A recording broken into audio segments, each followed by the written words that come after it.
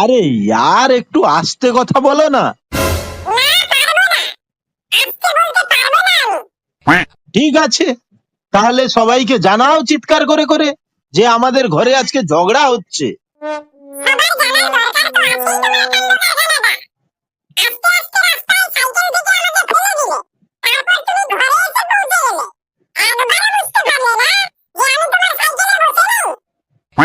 আরে यार আমি বুঝতে পারিনি তো, তার জন্য কি দেওয়ালে মাথা কুড়ে কুড়ে মাথা পাঠিয়ে ফেলবো নাকি?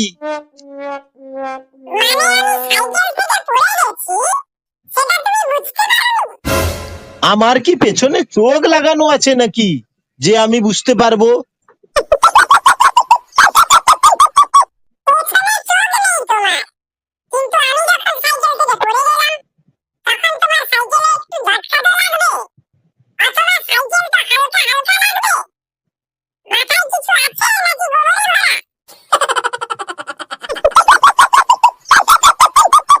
কিন্তু সেটা বোঝার তো দরকার নেই তোমার। যে পড়েছে তাকে পড়তে দাও, যে মরেছে তাকে মরতে দাও।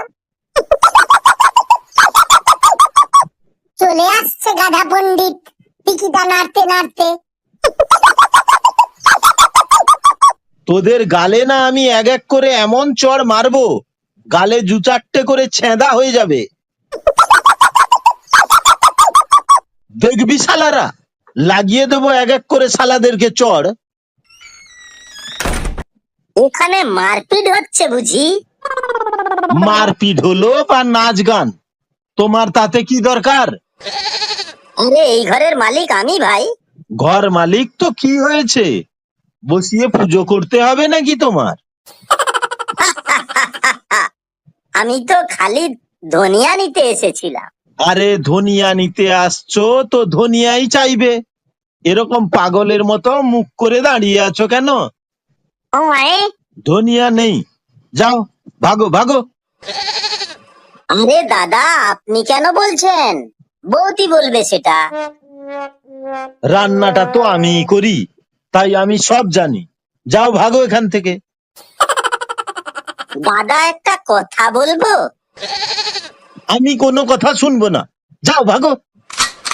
আপনি একদম অভদ্র ছোট লোক। চলে তো যাচ্ছি আমি, কিন্তু আপনার কথাবার্তার ধরনটা একেবারে ঠিক নয়। বৌদিকে বলবেন মাঝে মধ্যে যেন আপনার মুখে একটু মধু ঢেলে দেয়।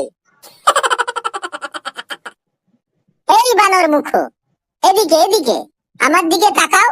রান্না তুমি করো? কেন, কাল তো আমি বানালাম।